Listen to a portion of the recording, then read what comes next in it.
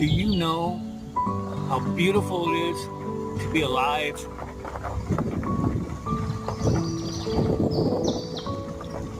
Have you ever thought about the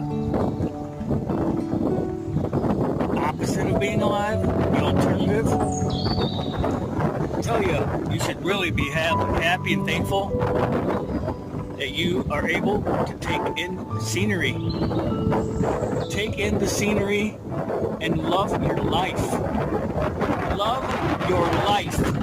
Do not let anybody take the joys of your life away from you. Keep on the straight and narrow.